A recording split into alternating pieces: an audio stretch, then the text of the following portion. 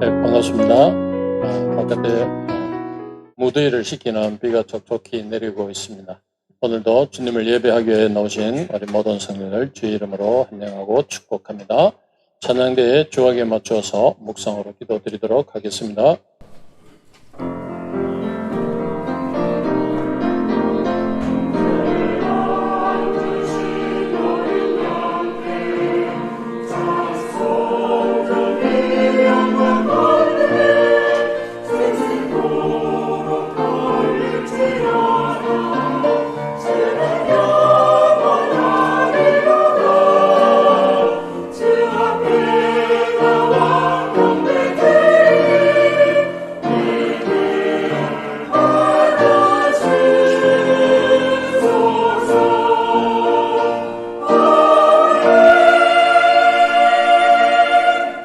하나님 아버지 은혜를 감사드립니다. 오늘도 복되고 귀한 주의 날을 저희들에게 허락하여 주시고 주님의 존전으로 불러주시사 주님만을 예배하게 해주시니 감사합니다.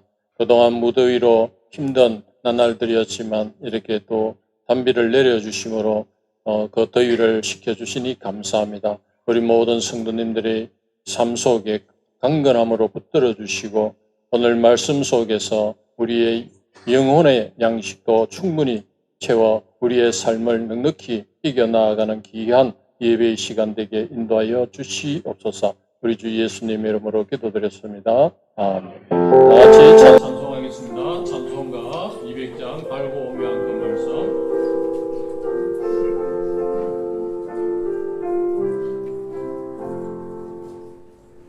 알고 오며 한 그 말씀 생명의 말씀은 귀한 그 말씀 진실로 생명의 말씀이 나의 길과 믿음 밝히 보여주니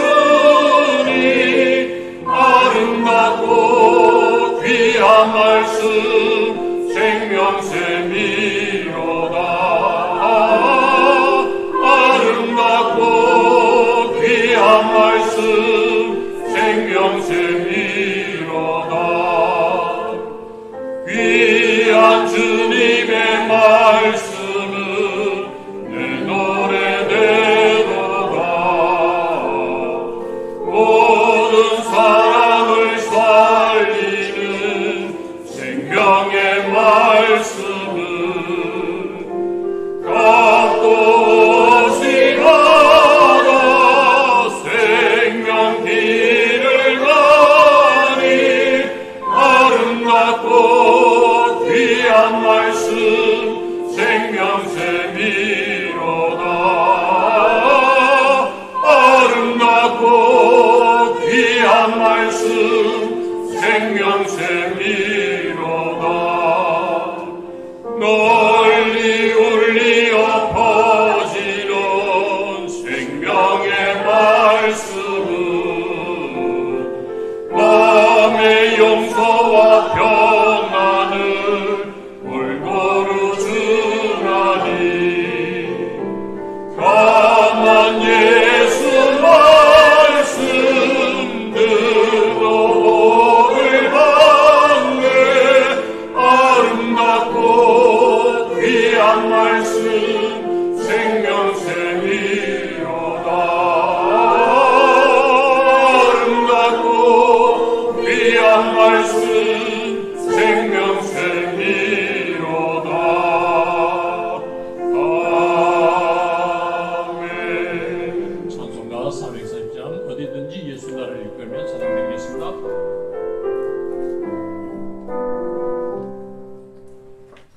어디든지 예수 나를 이끌면 어디든지 예수 함께 가려네.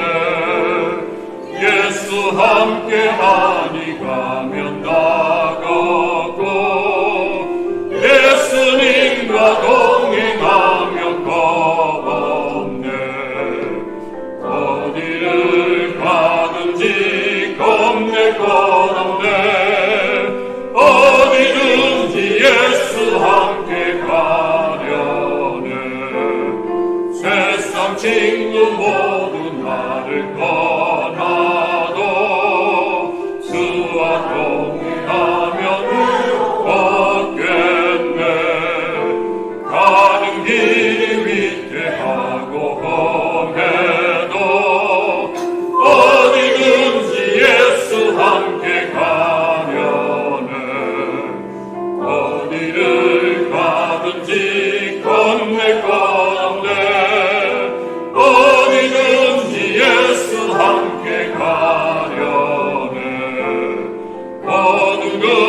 나를 애워살 때에 주가 함께 계신 믿고 자려네. 죽은 후에 천국에서 깨어나 예수 함께 길이 살겠네. 어디를 가는지 겁내 끝없네. 어디든지 예수 함께 가려네. 다 같이 자리에 일어나셔서 예수 우리 왕이여 찬양 올려드리겠습니다.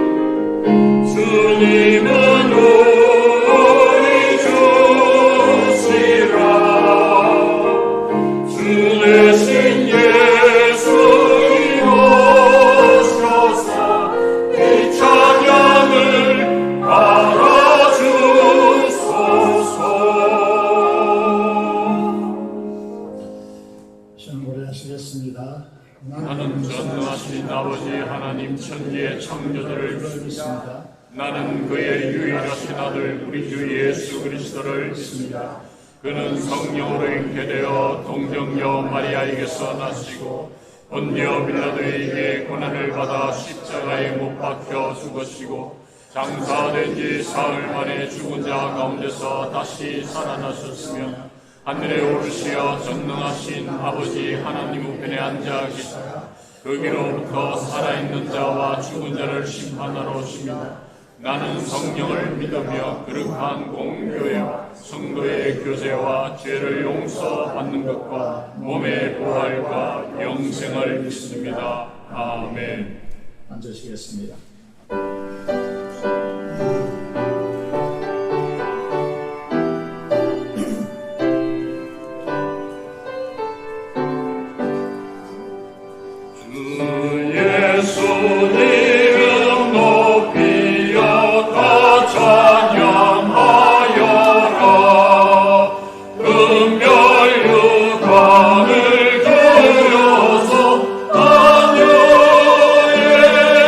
주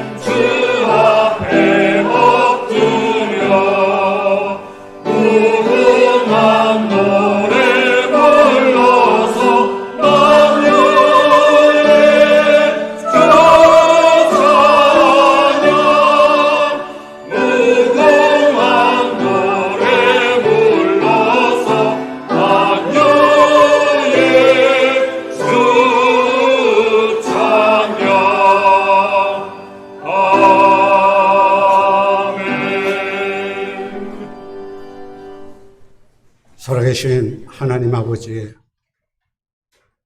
이렇게 귀한 예배에 부족한 저희들 초대해 주셔서 이 예배 자리에 나오게 해주심을 너무나 감사드립니다. 이 예배를 통하여서 하나님께 영광을 드립니다. 존귀를 드립니다.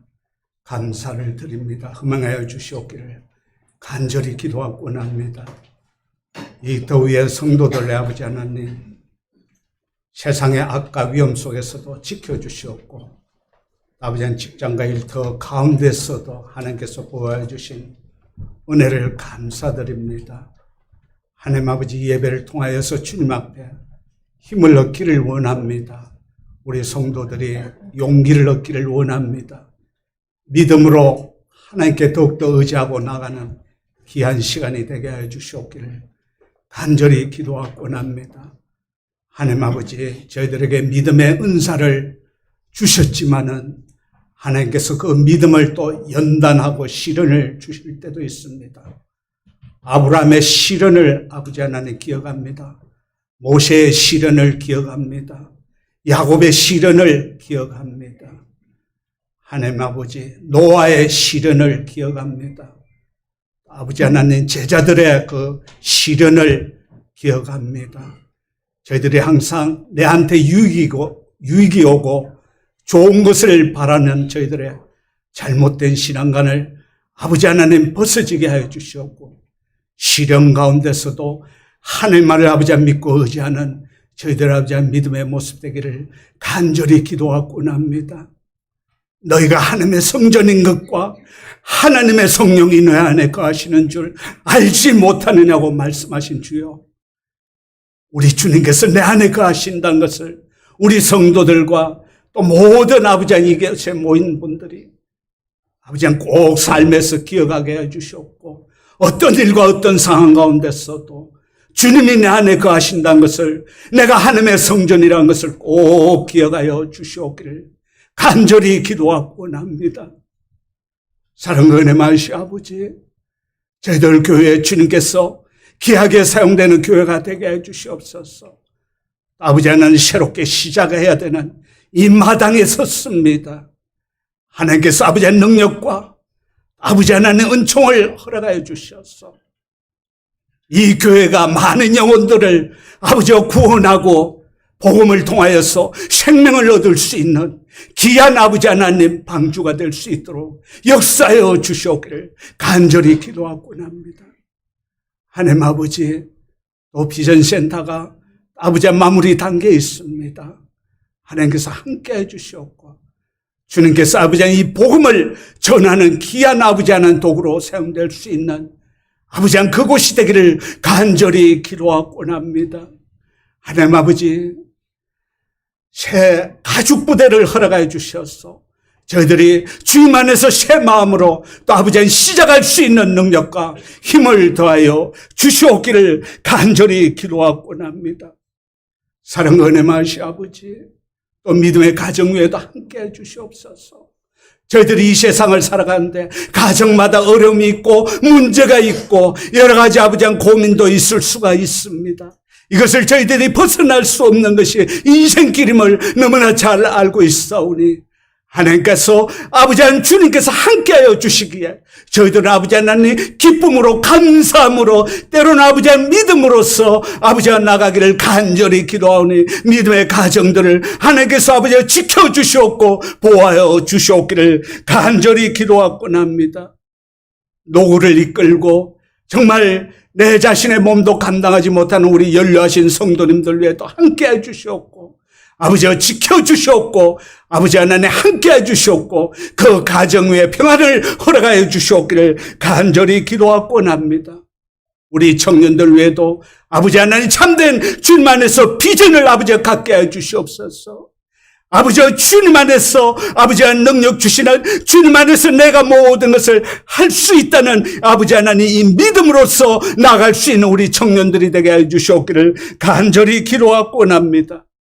우리 교회에 나오신 새가족 위에도 함께 해 주시옵고 하나님 아버지의 하나님의 아버지의 뜻이 있어서 이 교회로 아버지 만나게 해주셨사오니 이 아버지 세가족의 무한한 하나님의 은총과 은혜를 더하여 주시옵기를 간절히 기도하고 납니다.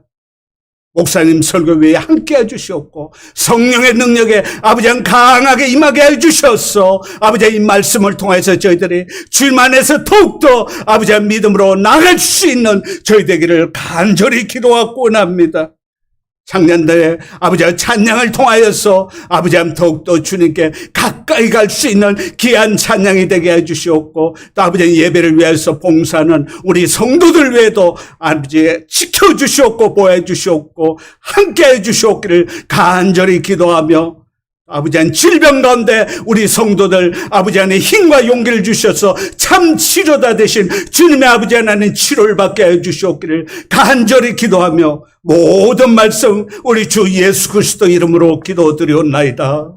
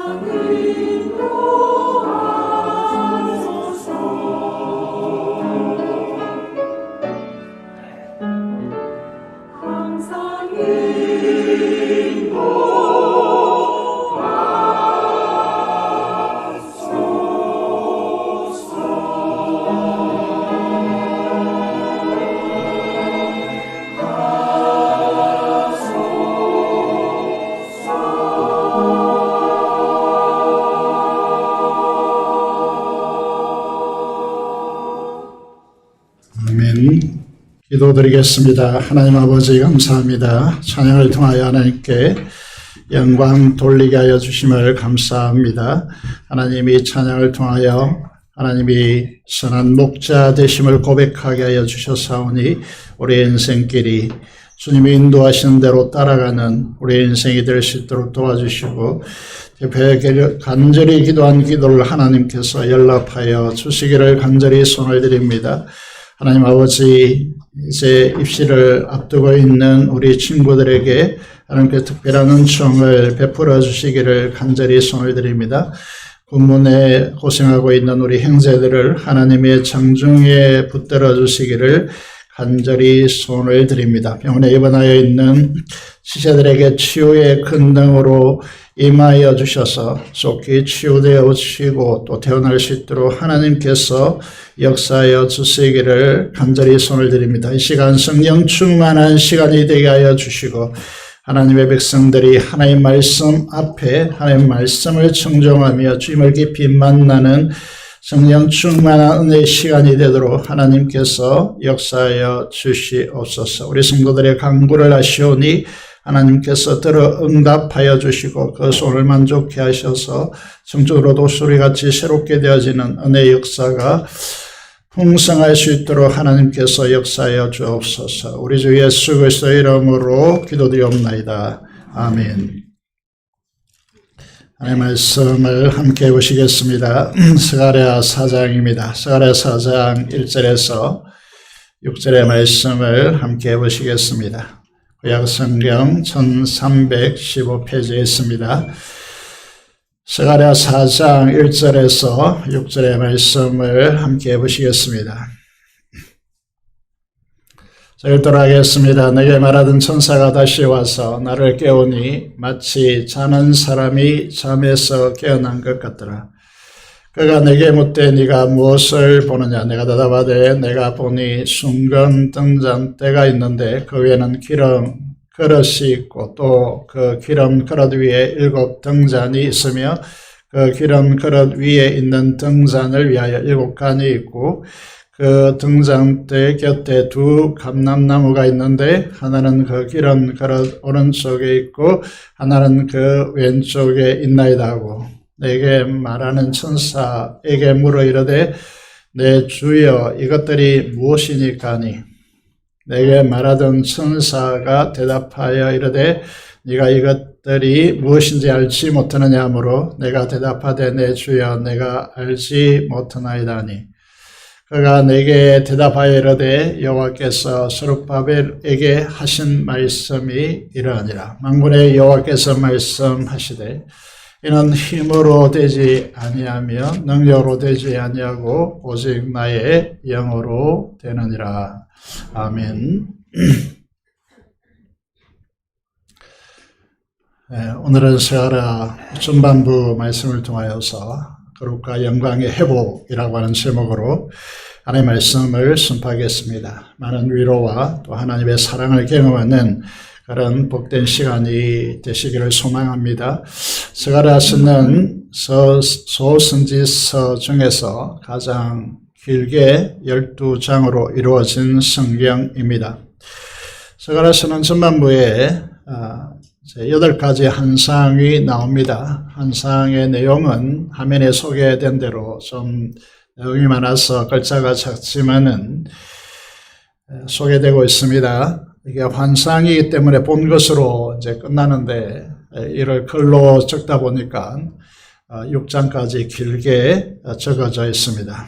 그래서 우리도 이 방식을 따라서 통합적으로 이 부분을 함께 살펴보고자 합니다. 환상이라고 할 때에 우리가 요한계시록을 통해서 보았지만은 해석하기가 힘듭니다. 그래서 스가랴를 통해서도 많은 이단들이 있고 이단들이 자기들을 정당화하는 그런 환상으로 이제 정당화하고 있습니다. 스가랴는 중요한 성경이죠. 왜냐하면 이제 신약에 가장 많이 인용된 성경이다. 구약 성경의 소선지서 중에서 이제 신약에 많이 인용되어 있다. 이 말은 스가랴서가 오실 메시아 그리스도를 드러내는 성경이다. 이렇게 말씀드릴 수 있습니다. 따라서 스가랴는 이 바벨론 포로에서 돌아온 유다 백성들이 오실 메시아를 준비하는 자들로 서기를 간절히 소망했습니다. 무엇을 준비할까요? 그것은 성전을 통해서 거룩과 영광을 준비하는 그런 이제 책으로 이루어져 있습니다. 우선 스가랴 1장 3절을 화면을 통해서 보시겠습니다. 보시면요, 스가랴에게 임한 하나의 말씀이 무엇입니까? 서론이기 때문에 스가랴 말씀을 주는 취지가 이제 이 서론에 담겨 있죠. 그러므로 너는 그들에게 말하기를, 하나님께서 스가랴에게 말씀하고 있습니다. 만군의 여호와께서 이처럼 이르시되 너희는 내게로 돌아오라. 만군의 여호와의 말이니라. 그리하면 내가 너희에게로 돌아가리라. 만군의 여호와의 말씀이라고 천명하고 있습니다. 이 말씀을 통하여서 오늘 우리는 생각해 보아야 합니다.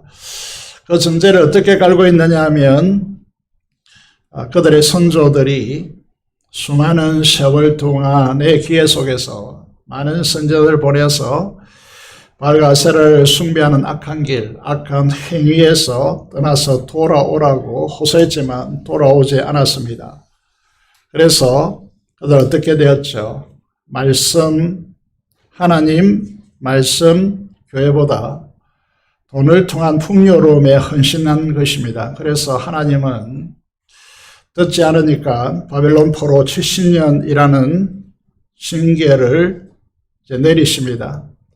오늘 우리에게도 이러한 길에서 돌아서라는 주님의 음성에 귀 기울이시기를 간곡히 호소합니다. 이사야서도 마찬가지고 호세아서도 마찬가지로 하나님께서 하나님의 언약 백성들에게 세상적 삶을 살지 말고 하나님께로 돌아오라고 간곡히 호소하고 있습니다. 이 호소를 들으시고 우리가 돌이키기를 원합니다. 어떻게 돌아옵니까? 하룻밤 사이에 본 환상을 통하여서 그 길을 스가랴서는 안내하고 있습니다. 첫 번째 환상을 보시면요. 첫 번째 환상이 이렇게 소개되고 있습니다. 잎이 무성한 하성류라고 하는 나무가 소개되고 있고 그 나무 사이에 하성류라는 것은 성장의 상징이고 잎이 너무 무성하기 때문에 이슬도 비도 떨어지지 않는다라고 하는 나무입니다. 그 나무 사이에 붉은 말을 탄 한 사람이 소개됩니다. 그 뒤에는 붉은 말과 자줏빛 말과 백마가 있습니다. 이들은 누구입니까? 하나님께서 소개하고 있습니다. 땅에 두루단이라고 보내진 자다라고 말하고 있습니다. 우리가 백마를 탔다 이렇게 하면 무조건 이제 메시아 그리스도로 대입하려고 하는 경향성이 있는데 그렇게 말하지 않고 있습니다. 말은 힘과 권력을 상징하고 있죠. 고대에서 말을 탔다 이렇게 하면 권력을 상징합니다. 힘을 상징합니다.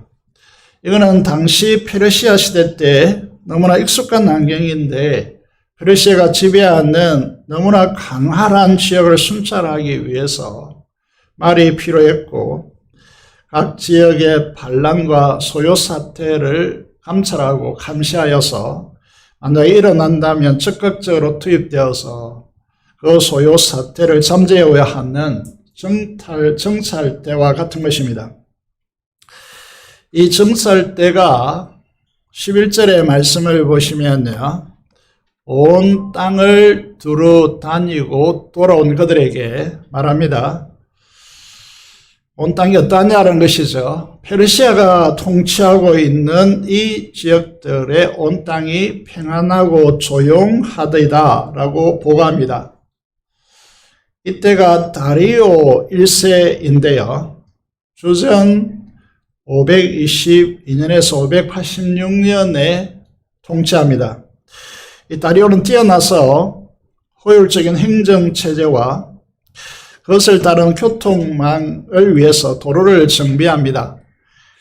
그래서 당시 고속도로라고 할 수 있는 왕의 대로라는 말이 이때 이제 형성되었습니다. 무엇보다도 다리오는 탁월한 군사력을 확보합니다. 지도에서 나오다시피 밤색으로 되어져 있는 이 영토를 보시면 제국 역사상 가장 넓은 영토를 차지했다라고 말씀드릴 수 있습니다. 유럽 관문의 코앞에까지 다다라 있음을 우리에게 보여주고 있습니다. 그래서 이런 통치력 때문에 페르시아는 속도 바르게 급하게 부유해집니다. 이러다 보니까 다리오가 무슨 욕심을 가지게 되느냐 하면 유럽을 정복하고 싶어 합니다. 그래서 490년에 마라톤 전투가 벌어지는 것입니다. 그래서 이제 오늘날 마라톤을 42.195km를 뛰는 이유가 여기서 이제 시작되고 있죠. 그렇지만 이 전쟁에서 다리오는 패배합니다. 그리고 다리오는 거기에 다리오 왕 시대에 그치지 않고 그의 아들인 아수에로 에소더스의 배경이 되어지죠. 여기에 이제 살라미스 해전이라고 해서 이게 이제 그리스와 전투했지만 패배하여서 이제 페르시아 시대가 끝나고 그리스 헬라 시대가 도래하는 그런 역사의 길을 걷습니다. 여러분, 오늘 본문에 해당되는 시기는 다리오 왕 통치 2년 초기이죠. 페르시아 제국이 너무나 평안하고 조용하다 이렇게 됐습니다. 그런데 포로에서 돌아온 예루살렘 하나님의 언약 백성들이 직면한 상황은 어떻습니까? 너무나 힘들었습니다. 무너진 예루살렘 성벽을 쌓아야 했고 불타서 잿더미가 된 예루살렘 성 안에 집들을 다시 지어야 했고 무엇보다도 그들이 바벨론 포로가 된 이유가 되었던 가장 중심적인 문제가 하나님의 성전을 재건하는 것, 힘든 삶의 연속이었습니다. 그런데 힘듦은 감당하겠는데 두 가지 어려움이 가중되어집니다. 하나는 대적자들의 방해입니다. 주변의 대적자들이 비방하고 모욕하고 방해했습니다. 뿐만 아니라 포로에서 돌아온 자들의 모습들이 그만큼 70년을 보냈으면 하나님 중심으로 살아야 되는데 그렇지 못하고 이방인들과 결혼하고 심지어 대제사장 가문의 한 청년이 대적자 산발랏의 사유가 되는 이런 엄청이 없는 일들이 일어나는 것이죠. 이 그림이 우리에게 보여주는 것이 오늘의 우리가 직면한 상황과 너무나 비슷하게 닮아 있다라고 하는 것입니다. 성경을 통하여서 우리는 이 세상과 또 세상을 보는 눈을 확보하기를 원합니다. 그래서 우리가 잘 몰랐던 이 스가랴 성경, 익숙하지 않는 이 스가랴 성경, 거기에다가 환상, 8가지 환상을 통하여서 우리에게 말씀하고 있지만 우리에게 너무나 소중한 하나님의 말씀이 되고 있습니다. 스가랴 1장 12절을 보겠습니다. 이렇게 시작하고 있습니다. 하나님의 천사가 하나님께 호소합니다. 여호와여, 여호와께서 언제까지 예루살렘과 유다 성읍들을 불쌍히 여기지 아니하시라니까? 이를 노하신 지 70년이 되었나이다 라고 말하고 있습니다. 잘 아시겠습니다마는 그 위에 에레미야 29장 10절을 띄워놓았습니다. 에레미야 성경에 예언된 부분이죠. 하나님께서 바벨론 포로 기간을 딱 선정해 놓았습니다. 70년이라고 못 박아 놓았습니다. 그 시기가 지났다는 것입니다. 하나님의 언약의 말씀을 천사가 걸고 있습니다. 불쌍히 여겨달라고 왜 여기지 않느냐라고 그렇게 호소하고 있습니다. 그래서 여기에 대한 하나님의 대답이 무엇이냐 중요하죠. 하나님의 말씀이 무엇이냐라고 하는 것인데 하나님께서 말씀하십니다. 여호와께서 내게 말하던 천사에게 선한 말씀, 위로하는 말씀으로 대답하시니라 라고 됐습니다. 이제 스가랴 1장 13절에 선하고 선한 하나님께서 선한 말씀, 위로하는 말씀으로 대답하신다라고 되어 있습니다. 자, 우리에게 이 말씀이 왜 중요하냐라고 하면 우리가 시편 107편 1절의 말씀을 보겠습니다. 하나님은 어떤 분이시냐 하면 왜 우리가 하나님께 감사해야 하느냐 하면 하나님은 어떤 분이시다고요? 선하시며 그 인자하심이 언약적 긍휼히 여기시는 사랑이 영원하신 분이시다. 이렇게 되어 있단 말입니다.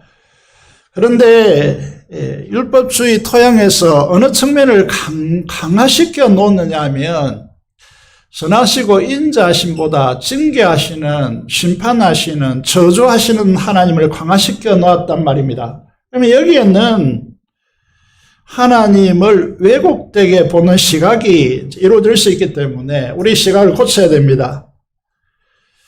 자, 이 이스라엘 바벨론 포로 징계 기간이 끝났습니다. 그리고 돌아온 정신 차리고 살아야 되는데 그렇지도 못하고 있습니다. 그렇다면 하나님께서 어떻게 해야 됩니까? 이거는 아주 싹수가 놀았네. 이렇게 하면서 징계 절차를 밟을 것 같습니다. 그런데 하나님께서는 선한 말씀, 위로하시는 말씀으로 하나님께서 대응하시고 있습니다. 스가랴 1장 14절을 보면요. 천사는 스가랴 선지자에게 외치라고 말합니다. 그 내용이 무엇이냐 하면 외치라고 했습니다. 자, 주목해 보셔야 될 부분이 큰 함성으로 외치라고 그렇게 말씀하고 있습니다. 그 내용이 무엇이냐 하면 만군의 여호와의 말씀에 내가 예루살렘을 위하여 시온을 위하여 크게 질투하며 하나님은 질투하는 하나님이다. 질투하시는 하나님이다. 이렇게 그것도 크게 질투하며 라고 그렇게 말하고 있습니다. 자신의 전부를 쏟아부어서 누구를 사랑해 본 분이 아니면 이 질투하시는 하나님의 사랑을 이해할 수가 없다라고 말할 수 있습니다. 하나님의 전부이신 아들을 지옥의 행벌인 십자가에 죽이시고 그를 버리시고 우리 한 사람 한 사람을 구원하신 이 사랑을 질투하는 하나님의 사랑이라고 그렇게 표현합니다. 자, 히브리어를 좀 보시면요. 읽을 줄 잘 모르지만 이렇게 소개하는 이유는 워낙 중요하기 때문이죠. 오해할까봐 이렇게 소개하고 있습니다. 우리가 부정적인 그런 질투의 감정을 말하는 것이 아니고 이렇게 적어 놓았습니다. 우리를 향한 열정적인 사랑과 그 다음에 단어가 뭐냐면 독점적 소유 관계를 말할 때에 이거를 질투하는 사랑이다. 이렇게 표현하는 것입니다. 만약에 사랑이 이런 요소를 갖추지 못하면 이런 사랑이, 진정한 사랑이 될 수 없습니다. 우리가 앞서서 잘 보이지 않았지만은 하나님은 말씀을 통하여서 내가 너를 사랑한다. 내가 너를 너무나 귀하게 여긴다. 이런 말들로 성경이 가득 차 있단 말입니다. 대표적인 말씀을 한 군데 보면 이사야 43장 4절의 말씀을 보면요. 하나님께서 말씀하십니다. 우리를 향하여서 하나님의 눈에 보배롭고 존귀하며 내가 너를 사랑하였은저 이렇게 됐습니다. 그 다음에 이제 7절을 넘어가 보면요. 이렇게 됐습니다. 내 이름으로 불려지는 모든 자, 곧 내가 내 영광을 위하여 창조한 자를 오게 하라. 그를 내가 지었고 그를 내가 만들었느니라.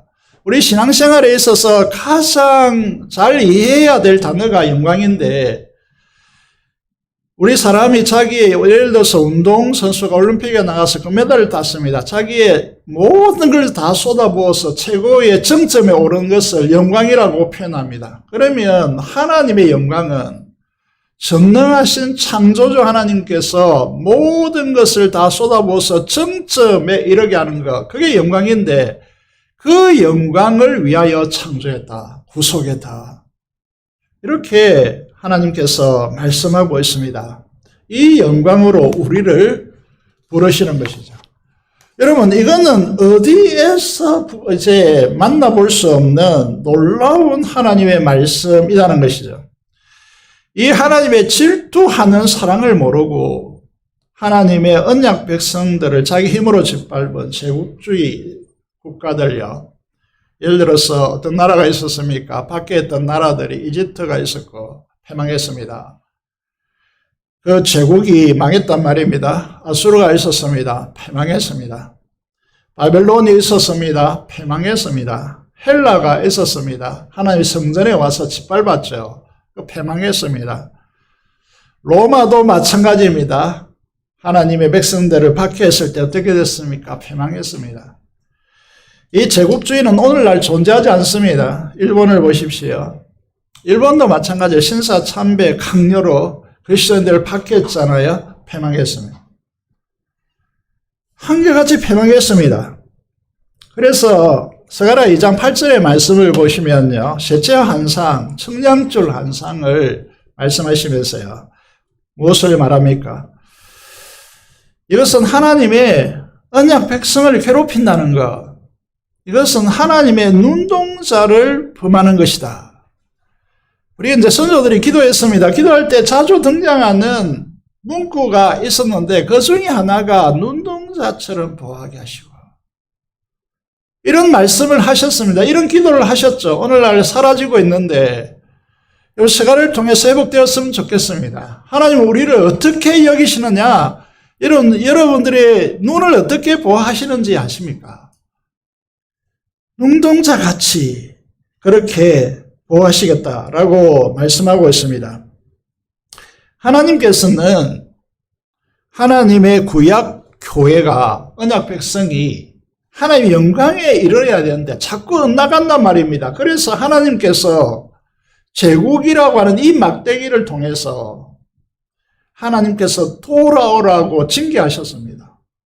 그런데 이 제국들이 어떻게 했느냐 하면 이 하나님의 도구인 막대기들이 하나님의, 여러분, 이 징계의 범위를 넘어선단 말입니다.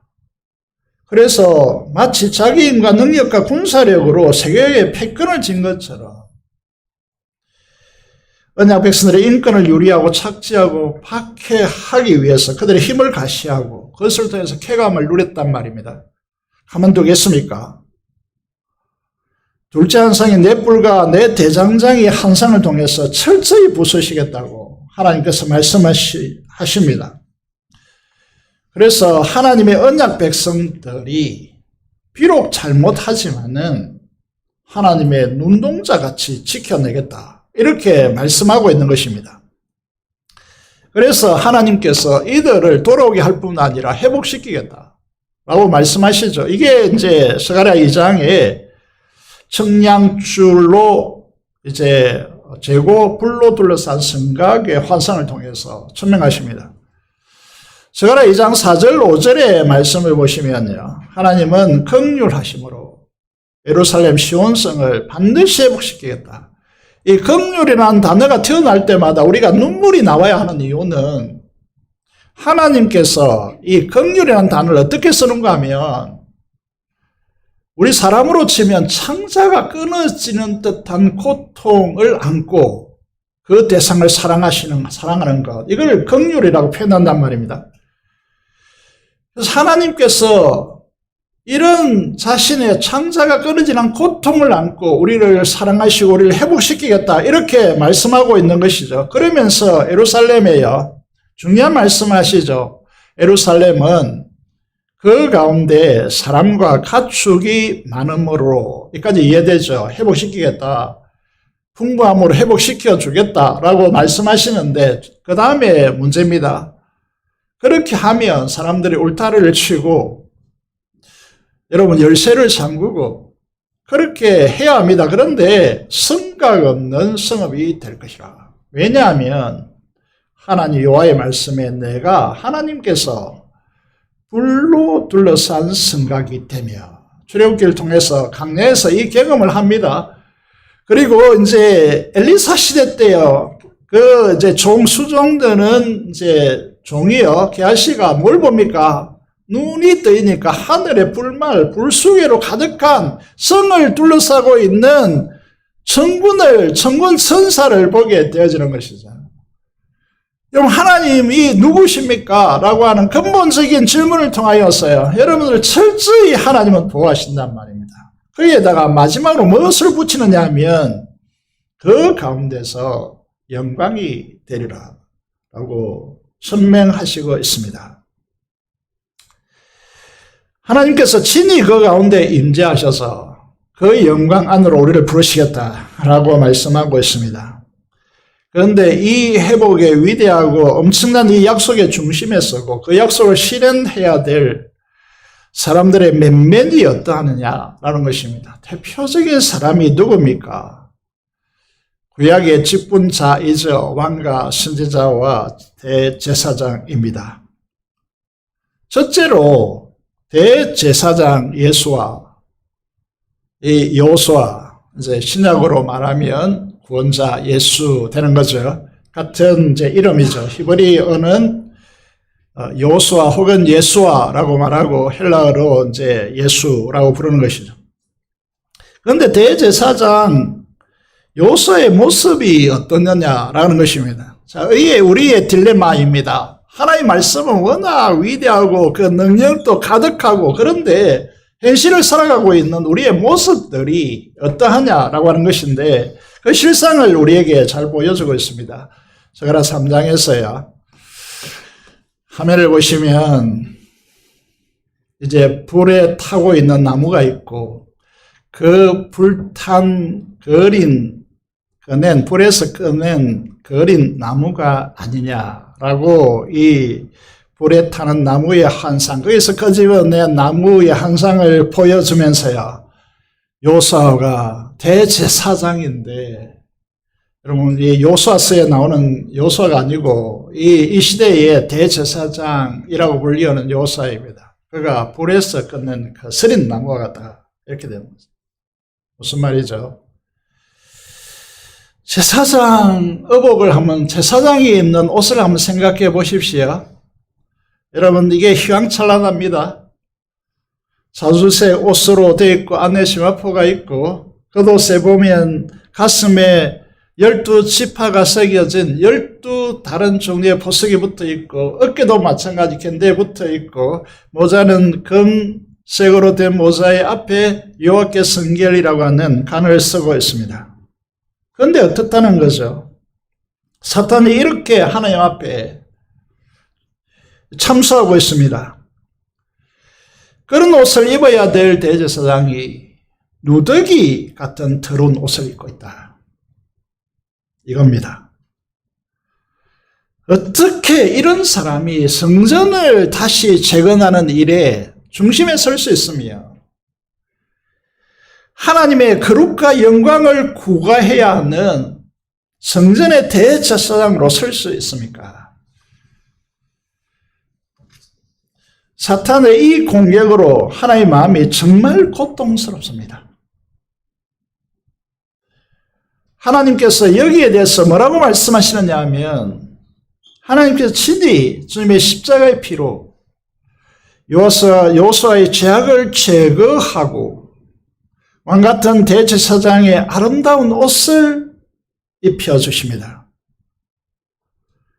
그리고 스가랴의 요청을 따라서 말도 안 되는 이 더럽고 초한 이 여호수아 제사장에게 여호와께 성결이라고 하는 세상에서는 간을 머리에 씌우십니다. 인간적으로는 공동체가 도무지 받아들일 수 없고 사탄이 하나님을 끊임없이 참수하는 공격하는 소재가 되고 있는 이 대제사장을 완전히 회복시킵니다. 요소를 회개하고 뭐 이런 내용이 소개되지 않고 하나님께서 일방적으로 그렇게 하십니다. 하나님께서 예수 그리스도를 통하여 그렇게 하셨다라고 하는 것입니다. 그래서 우리가 성도들을 바라볼 때, 직분을 바라볼 때 우리가 어떻게 무슨 자격으로 형제들을, 직분자를 비난할 수 있습니까?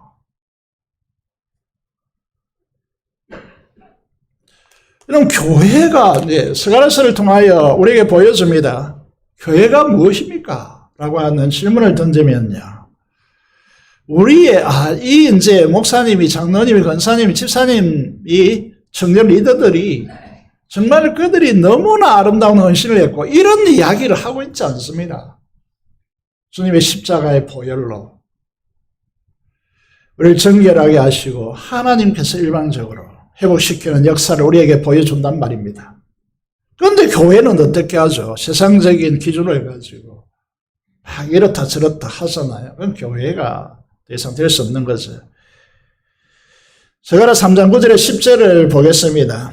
이게 얼마나 이제 경이롭고 놀라운 말씀이냐라는 것인데, 허물과 죄악으로 얼룩진 우리들로 인하여서 내가 너 대제사장이죠 요소 앞에 세운 돌을 보라 라고 말합니다.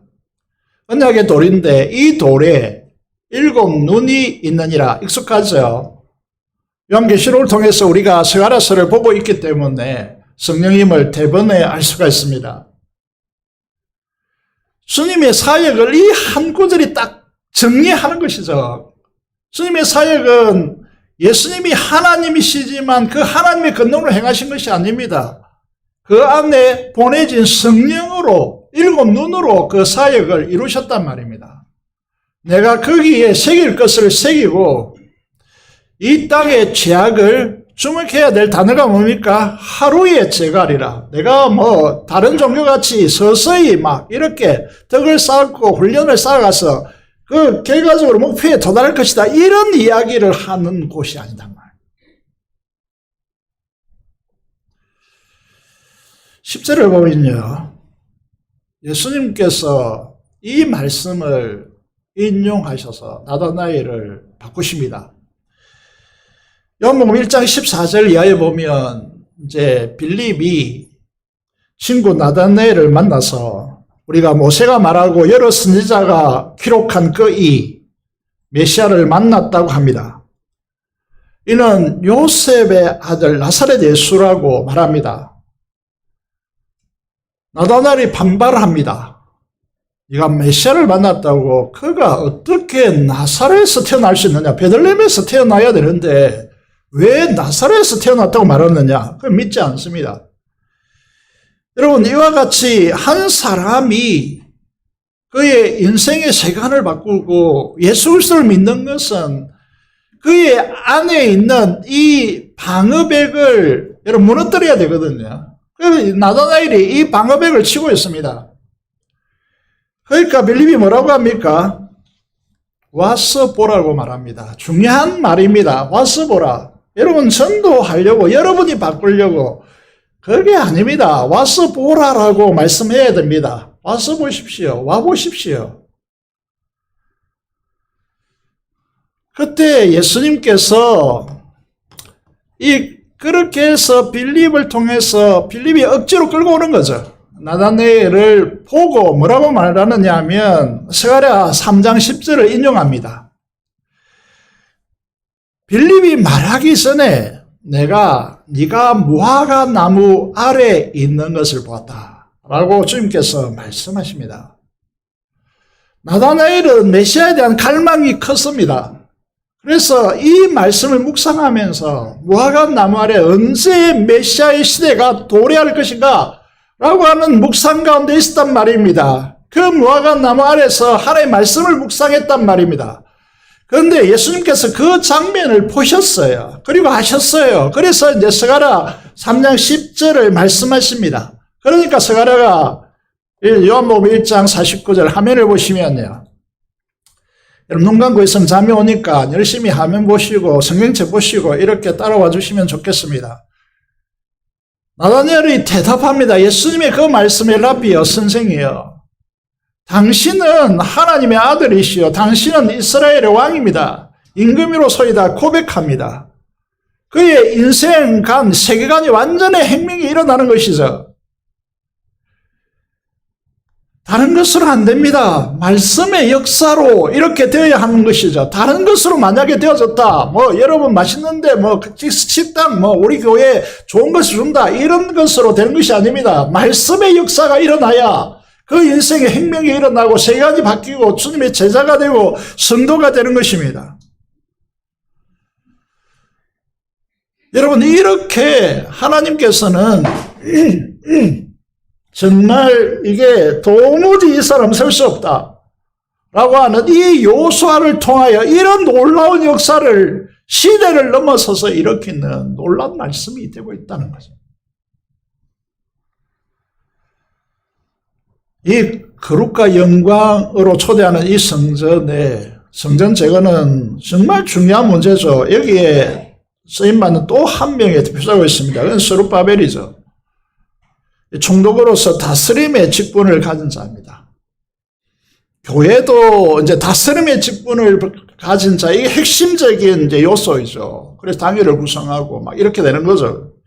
스룹바벨의 그 이름의 의미는 뭡니까? 바벨론에서 태어난 자입니다. 그런데 제1차 포로기한 때 돌아온 자죠. 이게 성경에 이 이름이 맹시된단 말이죠. 어디 신약 성경에 맹시됩니다. 마태복음 1장 12절에 보면요. 여러분, 이게 바벨론으로 사로잡혀간 후에 여고나, 이게 요야긴 왕입니다. 이게 이제 요야긴이라고 하는 이름은 우리가 세종대왕 할 때 세종이라고 하는 이름은 왕명입니다. 그의 이름은 뭐죠? 이도입니다. 마찬가지로 요야긴은 왕명이고 여고나는 이름입니다. 바벨론 사대를 낳고 사대엘은 뭡니까? 스룹바벨을 낳았다. 이렇게 됐습니다. 요야긴 왕의 손자입니다.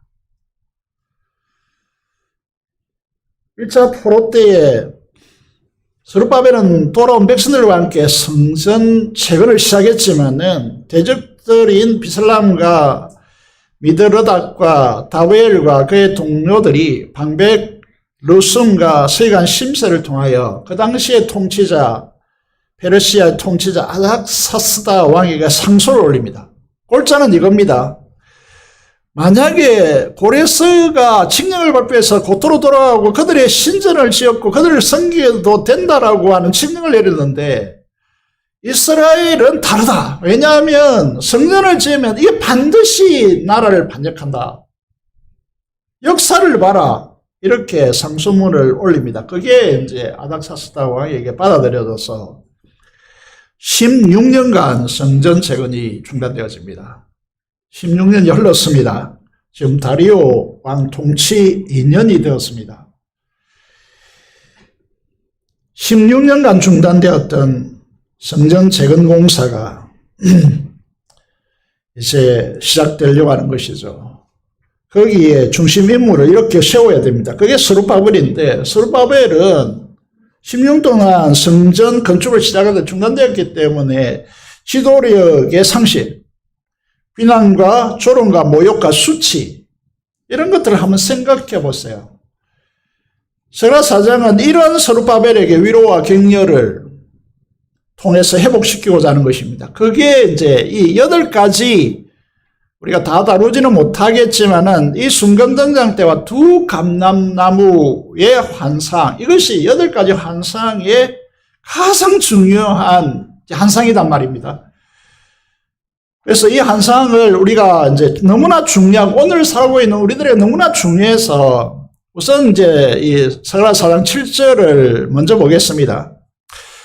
스가랴사장 6절은 이미 잘 알고 있고 4장 1절에 6절까지 우리가 읽었기 때문에 읽지 않는 9절에서 7절까지 보겠습니다. 이 환상이 목적하는 바가 무엇이냐라는 것인데 큰 산아 네가 무엇이냐 7절입니다. 네가 스룹바벨 앞에서 평지가 되리라. 그가 머릿돌을 놓았을 때 무리가 외치기를 은총 은총 그에게 있을지어다 하리라 라고 됐습니다. 우리가 머릿돌, 이거는 이스라엘 건축범의 하중의 3분의 2가 실리기 때문에 너무나 중요한 것입니다. 그 중단대, 기초를 놨고 중단되었기 때문에 이 머릿돌을 낳는다는 것은 너무나 중요한 문제죠. 그때 하나님의 은총이 있을 것이다. 지금까지 방해했던 외부의 대적자들요, 상소 올리고 막 이렇게 방해했고요. 내부에 이제 이 조롱하는 무리들이 있었는데 솔로몬 성전에 비교하면 너무나 초라했단 말입니다. 그래서 네가 왕의 손자이고 총독 자리에 있는데 이것밖에 못 졌느냐, 이렇게 조롱하면서 협조하지 않았단 말입니다. 그런 큰 산들이 스룹바벨 앞에서 평지가 되리라. 8절 9절을 보면요, 스룹바벨의 손이 이 성전의 기초를 놓았으니 그의 손이 또한 그 일을 마치리라. 그러면서 만군의 여호와께서 나를 너희에게 보내신 줄을 네가 알리라 하셨느니라 라고 됐습니다. 무엇을 설명하고 있습니까? 반드시 하나님께서 스룹바벨을 통하여서 낙심하고 좌절하고 모욕당하고 하나님의 일을 하다가 사람들에게 조롱받고, 그럼 내가 무엇 때문에 이 일을 하는데 내가 왜 이렇게 소리를 들어야 되냐라고 하소연할 수밖에 없는 그런 상황에서 반드시 그 사람을 통해서 완성하고 마치겠다 라고 말씀하고 있는 것이죠.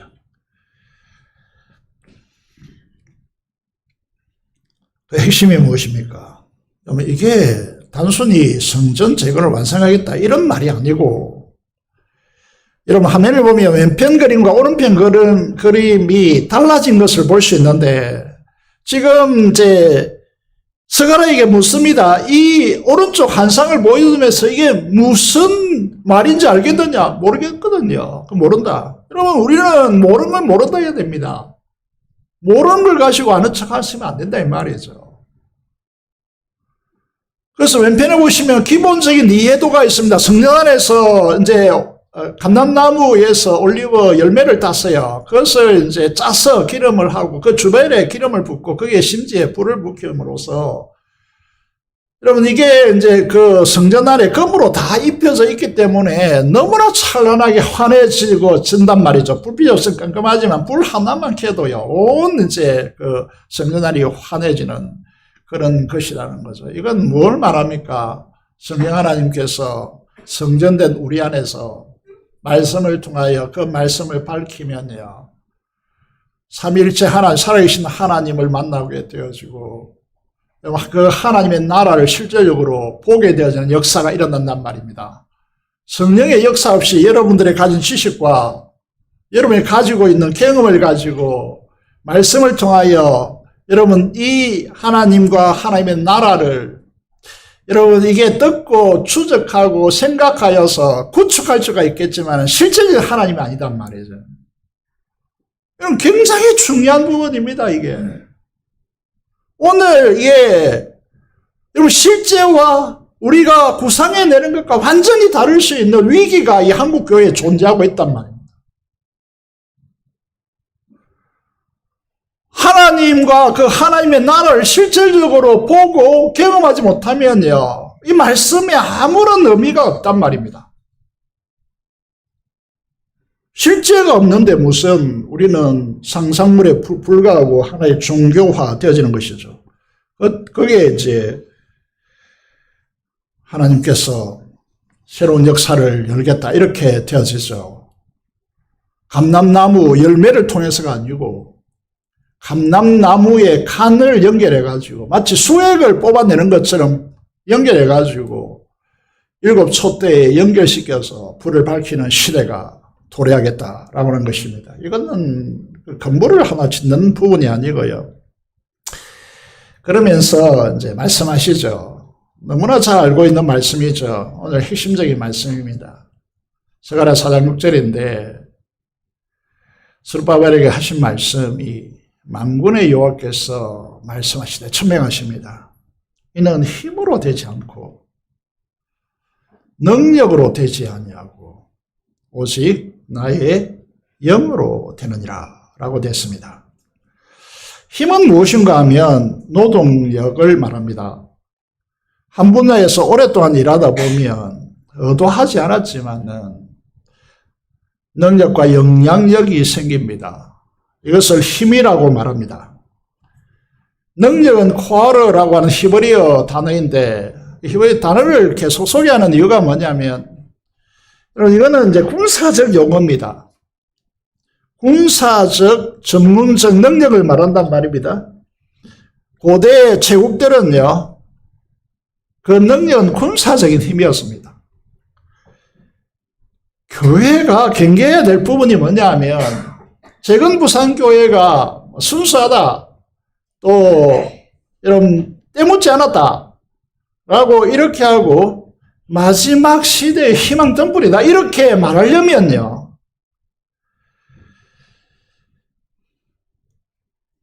이런 세상의 이 노동력 혹은 군사력 돈의 힘 이런 걸 가지고 그들의 영향력이 교회에 자리 잡는 것을 반드시 드러내야 된다 이 말입니다.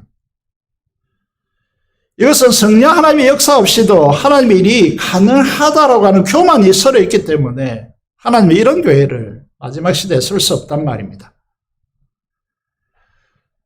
성경을 보시면 언제나 모든 시대를 다 그렇지만 규모와 세력과 힘의 가시로 하나님의 일을 하려는 모든 시도는 하나님이 배격했고 끔찍히 싫어했습니다. 교회가 이렇게 일을 한다면 더 이상 교회가 아닙니다. 우리가 중요한 진리를 알아야 되는 것이 지금 스룹바벨 성전이라 그러는데 이 성전이 단순한 건물이 아닙니다. 성전은 무엇이죠? 성전이 무엇입니까? 여러분 성전을 개념을 잘 알아야 되는데 예배당이 성전이 아닙니다. 요한복음 2장 19절 21절에 보면 성전은 누구입니까? 예수 그리스도십니다.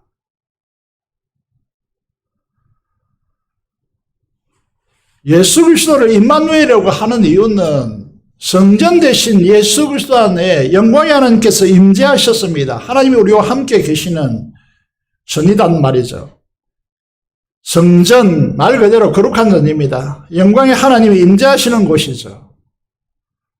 그런데 이 성전 우리가 이제 비전센터를 짓고 저곳에 예배드린다고 자동적으로 하나님이 임재하십니까? 그 영광이 경험되어집니까? 아닙니다. 착각하지 않아야 됩니다. 그래서 우리 힘으로 되지 않고 우리 능력으로 불가능한 것입니다. 더군다나 충격적인 것이 무엇이냐 하면 성전이 누구입니까? 건물입니까? 아닙니다. 너희가 하나님의 성전인 것과 하나님의 성령이 너희 안에 가시는 것을 알지 못하느냐. 이걸 알아야 된다 이 말이죠. 잘 알고 있겠지만 실제로 인지하고 믿음을 실지 않는 그리스도인들이 많습니다. 이 말씀 위에요. 실로 엄청난 사실을 사도 바울이 깨닫고 우리에게 반문, 의문문을 가지고 우리에게 말씀하고 있습니다. 진리의 진수를 깨닫는 이 사도 바울의 생애는 그야말로 감동 그 자체가 였을 것으로 보입니다. 우리 자신이 삼위일체 하나님이 거하시는 성전이라고 하는 이 위대한 진리, 실체를 알고 행동한다면 얼마나 복이 될까라는 생각을 많이 합니다. 성령 하나님은 진리의 말씀을 통하여서 성전 대신 예수 그리스도 하나하나를 밝혀줍니다. 여러분, 이게 성전에, 여러분, 성전의 기름 부음을 통하여 밝히는 금잔을 통하여 밝혀지는 성전 안에 기물 하나하나, 제사장 옷에 의복 있는 하나하나가 다 예수 그리스도를 드러내고 있다는 거죠. 그래서 우리는요, 성령 하나님, 오직 나의 영으로 되느니라 성령 하나님께서 진리의 말씀을 통하여 밝혀주시는 하나님과 그 하나님의 나라의 실제를 성령의 조명 없이는 결단코 알 수가 없습니다. 경험할 수가 없다는 거죠. 그러면 어떻게 되느냐? 불교, 다른 종교, 이단과 똑같이 됩니다. 지성이면 감천이다. 이런 쪽으로 돌아가 버린단 말입니다. 인간의 행동을 기준으로 삼는 행태로 돌아가 버린단 말입니다. 사도행전 3장을 보시겠습니다. 오늘 조국교회와 우리 교회도 마찬가지입니다. 금과 은혜, 은과 금의 위력이 없어져야 됩니다. 예수 그리스도의 이름의 권세와 능력을 대신해 가져야 됩니다. 여러분, 구걸하는 이 남에서부터 장애인 이 걷지 못하는 이 사람이 구걸했지만은 베드로가 요한이 고백합니다. 우리에게는 은과 금이 없다. 우리에게 있는 것은 나사렛 예수 그리스도의 이름의 권세다. 그 이름으로 맹령한다. 일어나 걸어라. 손을 잡고 이렇게 합니다. 어때? 그렇게 일어난 이 사람은 어떻게 했습니까? 어디로 갑니까? 성전으로 들어가서 걷기도 하며 뛰기도 하고 하나님을 찬송했다라고 되어 있습니다. 우리 교회에 성령으로 인해서 주님이 밝혀지고 주님의 살아계심이 드러나서 그 권세 이름이 드러나서 불치의 병들이 치유되어지고 주받은 자가 이 공간에 들어와서 너무나 감격스러워서 하나님을 찬양하는 진정한 예배자가 되어지는 이 역사가 오늘 이 시대에 우리 교회에 일어나야 된단 말입니다. 근데 이거를 은과 금으로 바꾸겠다고요.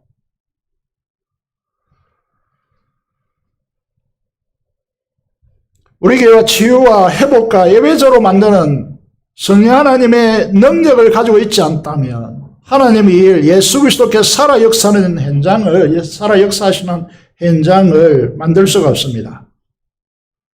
스가랴 4장 6절을 밑줄 치고 여러분 마음속에 꼭 새겨야 됩니다. 이는 힘과 능력으로 되지 않고 무엇으로 된다고요? 오직 하나님의 영으로 됩니다. 믿습니까? 확신합니까?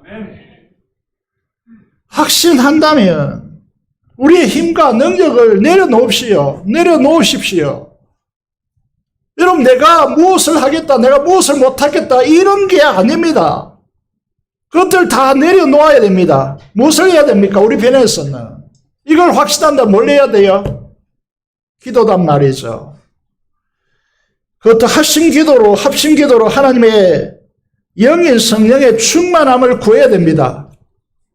제발 은금으로 하는 이 방식을 내려놓고 하나님의 영으로 이루는 구원과 치유와 예배자로서의 거룩과 영광을 회복하는 일, 이건 누구를 통해서 한단 말입니까? 여러분 자격, 신분, 직분, 여러분의 도덕적인 수준 높음, 이런 것들 하는 것이 아닙니다. 기도입니다. 권사님들 합심 기도자가 되어주십시오. 일부의 교사님들이 그렇게 호소했습니다. 장로님, 집사님 여러분, 기도 없이 어떤 일을 할 수 없습니다. 합심 기도자가 되어 주시기를 바랍니다. 초대교회를 보십시오. 하도 중요해서 영어로 적었습니다. 그 밑에 해서 한글로 적어놨는데 여자들과 예수의 어머니 마리아와 예수의 아우들 13절의 제자들, 여기는 우리식으로 하면 아무도 모일 사람이 아닙니다. 너 때문이다. 너 때문에 이렇게 예수님이 죽었고 너 때문에 네가 부인하면서 예수님을 저주하며 부인까지 부인했는데 무슨 말, 무슨 자격이 있어 네가 이곳에 온단 말인고. 이렇게 난리가 나야 될 대상들입니다. 그런데 이들이 과거를 다 지우고 더불어 마음을 같이 오로지 기도에 힘쓰니라 라고 되어 있습니다. 우리가 해야 될 중추적인 기도를 하지 않고 전통을 내세우고 칼례를 강조하고 우리의 합리성과 경험적 주장은 우리의 자녀 세대들이 주님의 능력과 이 놀라운 사랑을 누리지 못하고 왼방으로 밀려났단 말입니다. 우리가 회개하고 자신의 틀을 깨뜨리고 함께 모여 기도하는 공간으로 나와야 합니다. 그런 기도의 자리를 만들어야 됩니다. 그래야 영적으로 주저앉는 자들이 일어나서 극해 되어지는 환희가 우리에게 나타날 것입니다. 그들이 성전인 하나님의 임재의 영광으로 들어가 뛰며 하나님을 찬송하며 주님의 역사의 경이로움으로 감동하며 주변의 사람들이 하나님께 영광을 돌리는 이 새로운 역사가 우리에게 나타날 것입니다. 지난날에 일어난 일들이 무엇인지 간에 다 내려놓고 안 된다는 불신의 방식을 버리고 바쁘다, 일이 있다라는 말을 중단하고, 여러분 이게 직업상 어쩔 수 없는 사람들이 있을 수 있습니다. 그런데 제가 한번 묻고 싶은 것이 무엇이냐 하면 교회의 요청하는 시간대에 여러분 초점을 맞추고 있냐라고 하는 것이죠. 어쩔 수 없는 상황은 어쩔 수 없겠지만 여러분 신앙의 양심에 맡기는 부분입니다. 우리가 지금 어떤 역사를 걸어왔냐 하면 한 사람이 은혜 받아서 막 이렇게 하다가 주변은 잠잠하거든요. 그러면 그 사람 시험 됩니다. 금방 꺼져버립니다. 회복하기가 힘듭니다. 그래서 떠나가죠. 서로 격려하며 한 마음으로 모일 때 성령 하나님의 기름 부으심으로 식어지지 않는 열정으로 불타오릅니다. 그래야 교회가 행복해지죠. 우리가 기억해야 됩니다. 이 한 절을 기억해야 됩니다. 스가랴 4장 6절입니다. 힘으로 되지 않습니다. 우리의 능력으로 되지 않습니다. 그런데 우리는 왜 자꾸 그것으로 된다고 우기고 있을까요? 오직 하나님의 영으로 됩니다. 한국교회 역사를 보십시오. 1900년 초기에 조국은 풍정당화가 닿았습니다. 민비시의 사건이 일어나고 경술령 국치가 일어났습니다. 희망이로는 찾을 수 없었습니다. 그땐 조국엔 하나의 작은 희망의 등불이 켜집니다. 그게 뭡니까? 1903년도 원산에서 선교사들이 회개하며 믿음으로 기도하며 자신들의 불신앙을 회개합니다. 그동안 어떻게 했느냐 하면 깨닫지 못하고 변화되지 않는 조선 사람에게 탓을 돌린 것에 대해서 철저히 회개합니다. 선교사들이 분열하고 안주했던 것을 회개합니다. 그리고 기도회를 시작하죠. 이 기도회가 확산되어서 어떤 결과를 맞이합니까? 1907년도 평양 대부흥 운동이 이 민족을 살려낸 것입니다. 이게 없었다면요, 이 민족은 이 지구상에서 경제 10위 안에 드는 나라, 선교하는 나라로 된다는 것은 있을 수가 없는 역사였습니다. 사랑하는 재헌부산교회 성도 여러분, 그리고 대제사장 요사와 총독 석바벨 같은 중심의 직분자 여러분, 그리고 청년 여러분, 우리가 함께 이제 하나님이 영으로 된다라고 하는 이 확신과 믿음을 가지고 함께 모여 일보다 가르침보다 기도를 우선시 여기기를 바랍니다. 오직 하나님이 영으로 된다는 이 말씀을 확신하고 하신 기도로 그것을 증명하는 성도들이 되시기를 주님의 이름으로 간곡히 부탁드립니다. 함께 기도하겠습니다. 오늘 말씀을 통하여서 하나님, 내가 하나님의 이 시대적 요청 앞에 거리와 시간을 뒤로하고 하나님 앞에 합심 기도자로 하나님의 역사를 바라보겠습니다. 우리 교회에 성령 충만함과 기름 부음을 허락하여 주시고 초대 교회 부흥이 우리 교회로부터 전 재건 교회로 확산될 수 있도록 하나님께서 역사해 달라고 기도하시고 민족 보호와 통일 발전되는 선교사를 위해서 하나님성으로 기도하겠습니다. 기도하겠습니다. 살아계신 아버지 하나님, 은혜를 감사합니다. 우리가 오늘 어떤 모습으로 살고 있는지 오늘 우리 자신을 똑바로 바라볼 수 있도록 도와주시옵소서.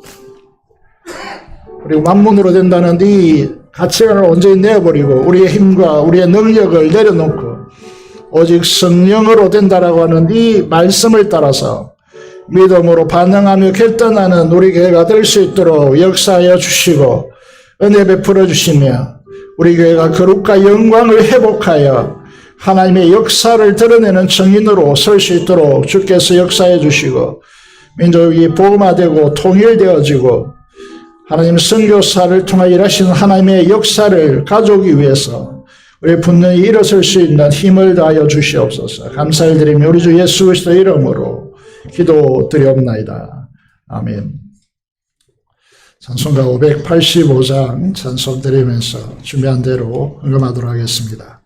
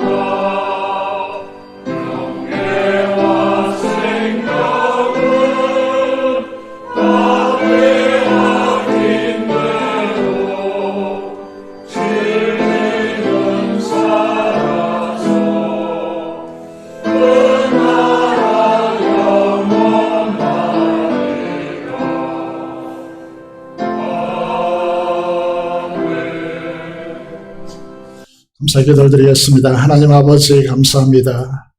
이 시대를 향한 주님의 계획하심과 우리를 요수아와 스룹바벨처럼 들어 쓰시기를 원하시는 하나님 앞에 시대의 사명감을 가지고 우리의 힘과 우리의 능력을 다 내려놓고 오직 하나님의 영, 성령 하나님으로 일하시는 주님의 역사에 우리 자신을 온전히 드리는 하나님의 자녀들 되어들 수 있도록 도와주시고 비전센터를 통하여 미래를 바라보는 이 일에 하나님께서 간섭하여 주시고 성령 충만함과 기름 부으심으로 역사하여 주셔서 이 지역사를 품고 세계를 품는 우리 교회가 될 수 있도록 주께서 역사하여 주시옵소서. 자기의 사정과 자기의 여건 모든 것들을 내려놓고 오직 합심으로 하나님께 기도하는 자로 설 수 있도록 주께서 역사하여 주시옵소서. 주령과 11조 목전국을 따라 하나님께 헌신하는 주의 귀한 자녀들에게 하나님께 주성들어 축복하여 주시고 하나님의 풍성한 공급하심과 회복이 넘쳐날 수 있도록 도와주시고 주님 앞에 소원하고 바라보고 품는 모든 계획들이 하나님의 앞서 행하시는 역사로 이루어질 수 있도록 하나님께서 축복하여 주시고 하나님의 행하심을 간증하여 하나님께 영광 돌리는 귀한 성도들이 되도록 하나님께서 역사하여 주시고 감사로 제사드리는 주의 자녀들을 기억하여 주시고 그 감사를 흠량하여 주시며 이 속에 담겨있는 기도 제목들마다 하나님께서 간섭하시고 역사하셔서 하나님께 영광 될 수 있도록 인도하여 주옵소서. 감사를 드리며 우리 주 예수 그리스도의 이름으로 기도드리옵나이다. 아멘.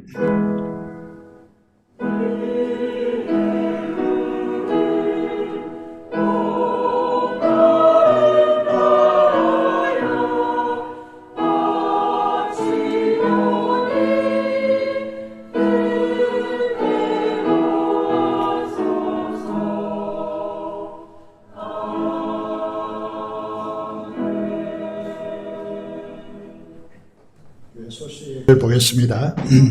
다음 주일은 강복절 감사예배로 오전 1, 2부 연합예배로 드립니다. 교학교 여름 성경학교와 수련회를 위해서 수고하신 여러분들과 또 후원하시고 기도하신 분들에게 깊이 감사를 드립니다. 계속해서 여러분 기도 제목 속에 다음 세대를 향한 기도 제목을 반드시 품으시고 계속해서 기도해 주시면 감사하겠습니다. 제게 있습니다. 비전센터 공사 일정을 놓고 하나님 앞에 안전과 채워주심과 공급하시기 위해서 기도해 주시기를 바랍니다. 비전센터를 위해서 헌신이 필요합니다. 지금까지 헌신된 부분들은 강대상 방송작업인 일부 그랜드 피아노, 강대상 의자 방석 등입니다. 헌신한 분들은 말씀해 주시기를 바라겠습니다. 80년 강복절 노예 행사가 있습니다. 이번 주 금요일 8월 15일 오후 2시에 대신동교회에서 가집니다. 좀 복잡하기 때문에 전 노예가 다 모이기 때문에 여러분 또 예배드리고 또 찬양 대회를 가집니다. 위해서 기도해 주시고 많이 참석해 주시면 감사하겠습니다. 교회에서는 1시 20분에 교회에서는 차로 출발합니다. 회의를 보시기를 바라고 입원하여 있는 조숙자임 선주 근상에 의해서 빨리 치유되도록 기도해 주시길 바랍니다. 그동안 입원하여 치료받았던 박점숙 집사님 퇴원하셔서 예배 참석하고 있고 정호분 형제 휴가 받아서 나왔습니다. 교제해 주시기를 바라겠습니다. 이상으로 교회 소식을 말씀드렸습니다. 다 일어나셔서 찬송가 2장 찬송드리겠습니다.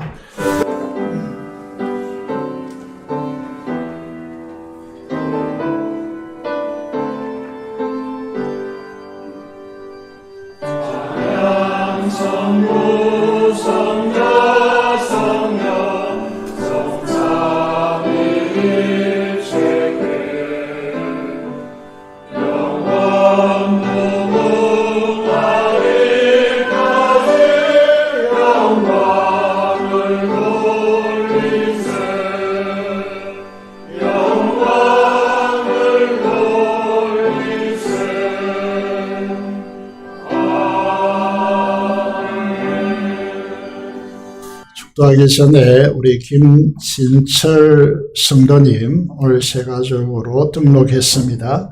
감사를 드립니다. 차차 소개하도록 하겠습니다.